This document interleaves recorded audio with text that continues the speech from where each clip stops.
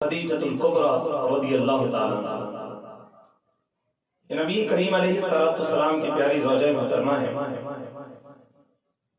یہ فرماتی ہیں کہ میں نے خواب دیکھا کہ ایک سورج ہے جو میری گودی میں آ گیا ہے، میری جھولی میں آ گیا ہے۔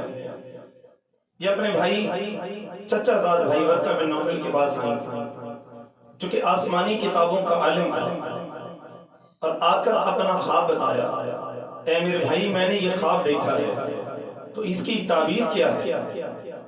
جناب ورقہ بن نوفل نے جب یہ خواب سنا، اپنی کتاب کھولی اور مسکرا کر فرماتے ہیں، خدیجہ پروردگار عالم نے تیری ذات کو چن لیا، پروردگار عالم نے تجھ پر کرم کر دیا ہے کہ میں سمجھی نہیں کہ اس خواب کی تعبیر یہ ہے کہ جھولی تیری ہوگی اور سر اللہ کے آخری نبی کا ہوگا۔ جھولی تیری ہوگی اور سر اللہ کے آخری نبی کا ہوگا۔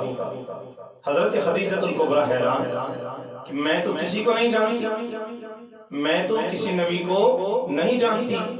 اللہ اللہ، بس یہ سن کر تشریف لے گئے۔ اب دل ہی دل میں چونکہ محبت کی جو شمع ہے روشن ہو گئی کہ اگر ایسی بات ہے تو پھر کون ہے، کہاں ہے؟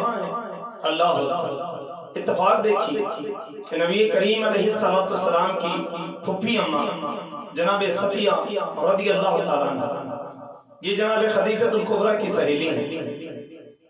جب شام ہوتی آپس میں بیٹھ جاتی، باتیں کرتی، حضرت خدیجۃ الکبریٰ اپنے معاملات بتاتی، اور ایک روز حضرت صفیہ رضی اللہ تعالیٰ عنہ رسول خدا کی چچی جان، پھپھی جان، فرماتی ہیں، اے خدیجہ تو نے بڑے بڑے حسین دیکھے ہوں گے، لیکن تو نے میرے بھتیجے محمد کو دیکھا ہے؟ اللہ اکبر۔ حضرت خدیجۃ الکبریٰ فرماتی ہیں، میں نے آپ کے بھتیجے کو نہیں دیکھا۔ کیسے ہیں، کون ہیں؟ کہ اللہ اکبر، ارے خدیجہ ان کا معاملہ یوں ہے کہ حسینہ جمیلہ دا منہ موڑ دیتا، محمد بنا کے قلم توڑ دیتا۔ وہ تو حسن و جمال کے پیکر ہیں، جو انہیں دیکھ لیتا ہے بس پھر وہ انہی کا ہو جاتا ہے۔ دل میں اشتیاق پیدا ہوا، کچھ روز گزرنے لگے۔ ایک روز حضرت خدیجۃ الکبریٰ فرمانے لگی، اے صفیہ میں بڑی پریشان ہوں، ایک مجھے معاملہ درپیش ہے۔ وہ کیا؟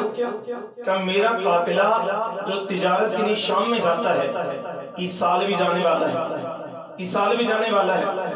میرا غلام میسرہ وہ قافلہ لے کر تو جاتا ہے، لیکن اے کاش کہ کوئی میرا شوہر ہوتا، اے کاش کوئی میرا بیٹا ہوتا کہ وہ جناب والا یہ سارے معاملات خود سنبھالتا۔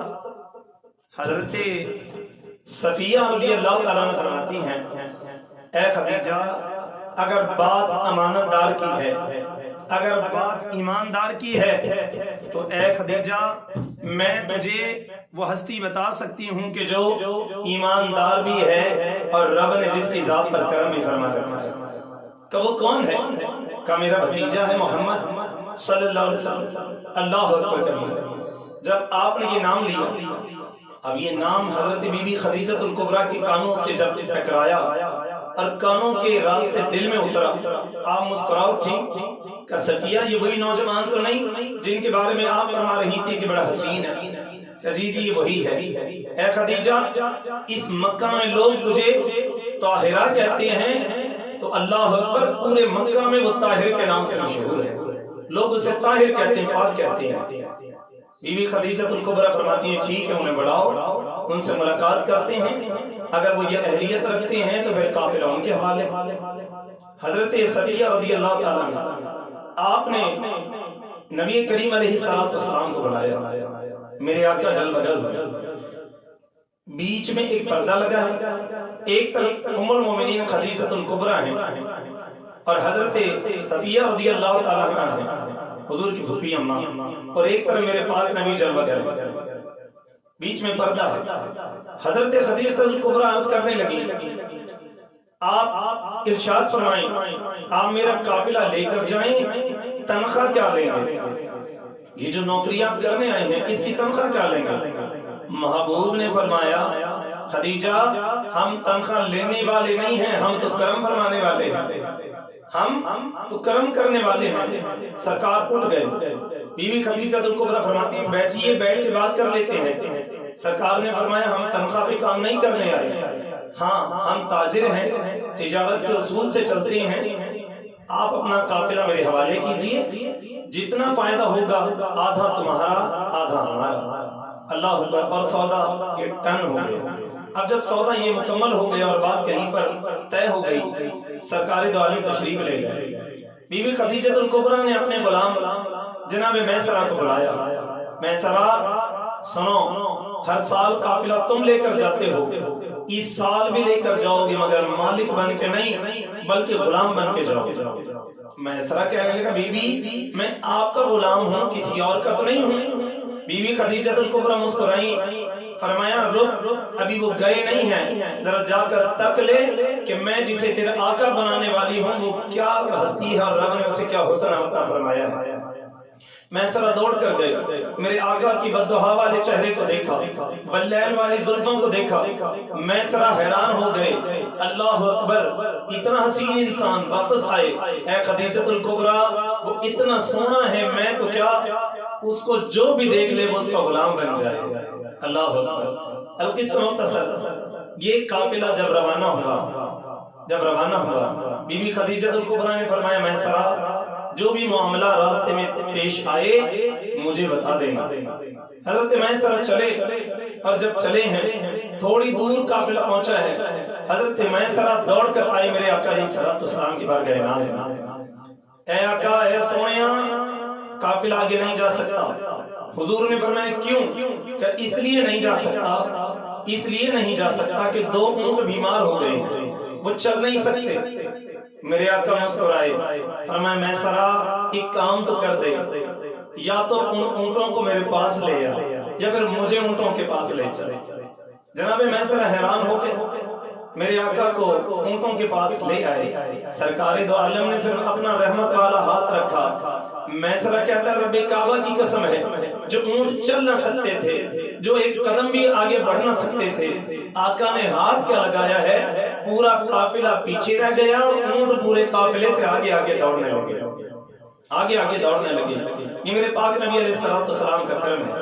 جب میرے آقا اور آگے بڑھے اور ایک گرجا گھر ایک کلیسا کے پاس سے گزرے تو جناب میسرہ کہتی ہیں میری آنکھوں نے دیکھا پورا قافلہ گرمی سے بے تاب ہے، سب کے رنگ اڑ چکے، گرمی اور تپش تیز تھی، مگر مصطفیٰ کریم علیہ السلام کا چہرہ تر و تازہ.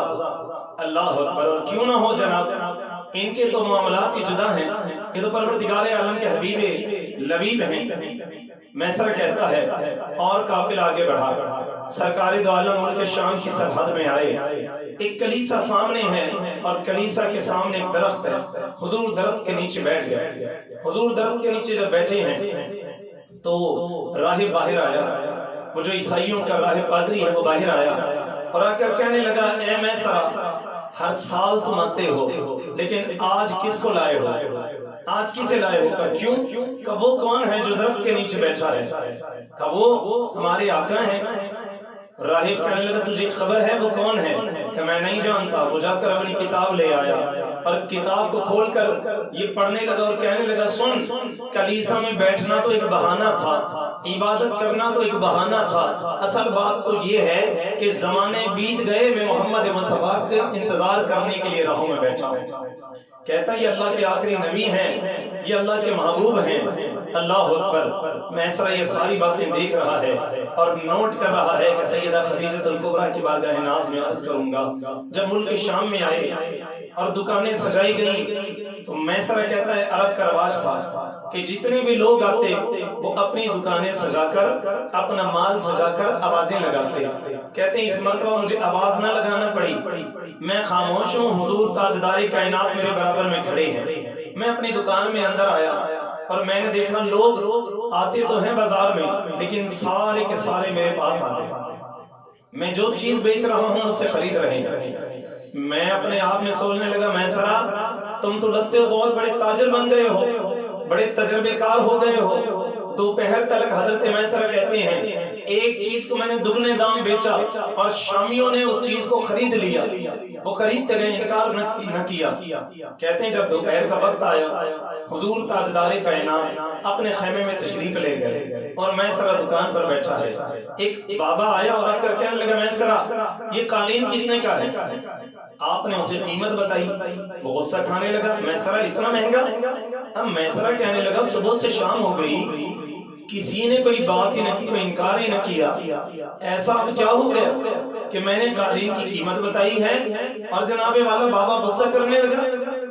بابا کہنے لگا اے میسرہ تجھے جو رب نے کعبہ بنایا ہے، کعبے میں تم لوگوں نے بت رکھے ہیں، لات عزا رکھے ہیں، حبل رکھے ہیں، تو سنو کسی ایک بڑے بت کی قسم کھا کر اگر تم ہمیں کہہ دو کہ یہ قالین اتنے کا ہے تو میں خرید لوں گا۔ ابھی یہ باتیں ہو رہی ہیں، میرے پاک نبی علیہ السلام اپنے خیمے سے تشریف لے آئے، حضور کے چہرے انور پر جلال آیا۔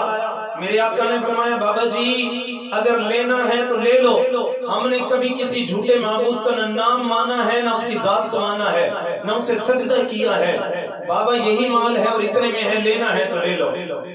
میسرہ کہتا ہے سرکار جب آئے وہ بابا جو ابھی غصے میں لال پیلا ہو رہا تھا مدنی مصطفیٰ کے چہرے کو دیکھا، مسکرانے لگا، ہاتھ جوڑ لیے گویا عرض حال سے کہہ رہا ہے سونیا جیسے آپ کہیں گے ویسے ہی کر لیں گے، جیسے آپ کہیں گے ویسے ہی کر لیں گے۔ یہ میرے پاک نبی علیہ السلام کا وہ قافلہ ہے جو ملک شام سے میرے آقا لے آئے ہیں۔ اب جب قافلہ واپس آیا سرکار دو عالم علیہ السلام حضرت خدیجہ الکبریٰ سے جب ملاقات فرمائی اور سارا مال لا کر رکھ دیا، اس مرتبہ جتنا مال تھا اس سے 2 گنا زیادہ منافع ہے۔ بی بی خدیجہ الکبریٰ نے نکاح کے لیے میسرہ سے کہا کہ میسرہ نبی کریم علیہ السلام کی بارگاہ ناز میں میری جانب سے نکاح کی پیشکش کر دیجئے۔ سرکار نے فرمایا ہم نکاح سے انکار نہیں کرتے لیکن اپنے چچاؤں سے مشورہ کر کے پھر ہی بتائیں گے۔ اور پھر وہ وقت بھی آیا کہ جناب ابو طالب نے نبی کریم علیہ السلام کا نکاح پڑھا دیا، یہ نکاح ہو گیا۔ شادی کی رات آئی شب عروس، ایک طرف میرے پاک نبی جلوگر ہیں، ایک طرف مومنوں کی ماں ام المومنین خدیجہ الکبریٰ جلوگر ہیں۔ آپ نے فرمایا میسرہ جتنا مال ہے سب کے سب لے، جتنی دولت ہے سب لے۔ میسرہ نے زمین پر سونا اور جواہرات ڈالنا شروع کر دیے، یہ ڈالتے گئے، ہیرے جواہرات لگتے گئے، تہ لگتی گئی، حتیٰ کہ محبوب اس طرف ہیں، بی بی خدیجہ الکبریٰ اس طرف ہیں، ایک پہاڑ سا بن گیا، ایک جناب والا ڈھیر سا لگ گیا، ایک دوسرے کے چہرے ایک دوسرے سے چھپ گئے۔ بی بی خدیجہ الکبریٰ فرماتی ہیں رات کے وقت میں نے اپنے نبی کے قدموں میں دنیا کے دولت کا انبار لگا دیا، سب کچھ حضور کے قدموں پر وار دیا۔ اب میرے پاک نبی کا کرم دیکھیے، صبح سورج نکلنے سے پہلے میرے پاک نبی علیہ السلام نے سارا خزانہ غریبوں میں تقسیم کر دیا، سارا خزانہ غریبوں میں تقسیم کر دیا۔ اللہ اکبر، یہ وہ پاک بی بی ہیں جنہوں نے اپنا سب کچھ حضور پر وار دیا، جنہوں نے اپنا سب کچھ حضور کی ذات پر وار دیا۔ ان کا جب وقت وصال آیا تو میرے پاک نبی علیہ السلام جلوہ در آقا کرم نوازیاں فرمائیں۔ میرے پاک نبی نے فرمایا خدیجہ الکبریٰ کیا کہتی ہو یا رسول اللہ، بس اتنا کرم فرمائیں زندگی میں رہتے ہوئے آقا کبھی آپ کا دل دکھ گیا ہو، آقا کوئی خطا ہو گئی ہو تو معاف فرما دیں۔ میرے آقا کی آنکھوں میں آنسو آ گئے، فرمایا خدیجہ تم نے ایسا کوئی عمل نہیں کیا جس سے مصطفیٰ کا دل ناراض ہو، اے خدیجہ الکبریٰ میں تم پر راضی ہوں۔ پھر میرے آقا علیہ السلام نے فرمایا کوئی اور کچھ بات کرنی ہے، کچھ کہنا ہے۔ بی بی خدیجہ الکبریٰ نے سیدہ فاطمہ زہرا کو بلایا، یا رسول اللہ یہ میری بیٹی مجھے بڑی عزیز ہے اور بیٹیوں کی شادی ہو گئی، آقا یہ سب سے کم عمر ہے، آقا اس کا خیال رکھنا، میرا وقت رخصت ہے، اور آقا کچھ بات میں اپنی فاطمہ سے کرنے والی ہوں۔ سرکار حجرے سے باہر تشریف لے گئے اور میرے پاک نبی علیہ السلام نے دیکھا کہ بی بی فاطمہ زہرا کو خدیجہ الکبریٰ نے اپنے قریب بلایا اور سینے سے لگایا اور پیشانی کو چوما اور فرمایا فاطمہ میرے پاک نبی کا خیال رکھنا، اے فاطمہ میرے پاک نبی کا خیال رکھنا، مکہ کے لوگ جب انہیں زخمی کرتے تھے تو میں ان کا لہو صاف کیا کرتی تھی، خون صاف کیا کرتی تھی، اے فاطمہ اب تمہاری امی جان رخصت ہو رہی ہے، اب یہ تمہاری ڈیوٹی ہے، اب یہ تم پر ذمہ داری ہے۔ سیدہ فاطمہ زہرا رونے لگی، اے میری امی جان آپ فکر نہ کریں، بابا جان کے میں ساتھ ساتھ رہوں گی۔ اللہ اکبر۔ اور پھر آخری بات کہی، اے فاطمہ اپنے بابا سے جا کر کہہ دو، اے فاطمہ زہرا اپنے بابا سے جا کر کہہ دو، یا رسول اللہ آپ کی بارگاہ ناز میں کنیز عرض کرنا چاہتی ہے، آقا میں نے آپ کی بارگاہ میں اپنا سب کچھ قربان کر دیا، اپنی ذات کو اپنے مال کو قربان کر دیا، آقا اگر نظر عنایت ہو جائے جو چادر آپ کندھے مبارک پر ڈالتے ہیں، آقا اگر اس کا کفن خدیجہ کو نصیب ہو جائے تو میرا بیڑا پار ہو جائے۔ اللہ اکبر۔ میرے پاک نبی کی آنکھوں میں آنسو ہیں، اتنے میں جبریل تشریف لے آئے، یا رسول اللہ آپ غم نہ کریں، اداس نہ ہوں، پروردگار عالم نے فرمایا ہے خدیجہ الکبریٰ نبی کریم علیہ السلام کا جتنا آپ نے ساتھ دیا ہے، جتنا حضور علیہ السلام پر آپ قربان ہوئی ہیں، اے خدیجہ الکبریٰ پھر پاک نبی کی چادر کا کفن نہیں بلکہ پروردگار عالم نے جنت سے آپ کے لیے کفن بھیجا ہے۔ اللہ اکبر۔ پھر خدیجہ الکبریٰ مسکرائیں، یا رسول اللہ ایک نظر عنایت اور فرمائیں، دنیا میں آپ نے اپنا ساتھ عطا فرمایا، آقا محشر میں بھی اپنا ساتھ عطا فرمایا، محشر میں بھی آپ کا ساتھ اگر مل جائے۔ میرے آقا مسکرائے، حضرت جبریل امی کھڑے، یا رسول اللہ رب نے فرمایا ہے اے خدیجہ آپ کے رب نے آپ کے لیے سفید موتی کا محل تیار کر رکھا ہے۔ اللہ اکبر۔ یہ نبی کریم علیہ السلام کی بہت ہی چہیتی اور لاڈلی بیوی ہیں، اور نبی کریم علیہ السلام کا انہوں نے ہر قدم پر ساتھ دیا۔ اللہ کریم سے دعا ہے کہ مولا سیدہ خدیجہ الکبریٰ کے صدقے میں ہم سب کا بیڑا پار فرما، ہماری ماں بہنوں کو ایسا محبت والا اور پیار والا جذبہ عطا فرما۔ اللہ کریم ہم سب کا حامی و ناصر ہے۔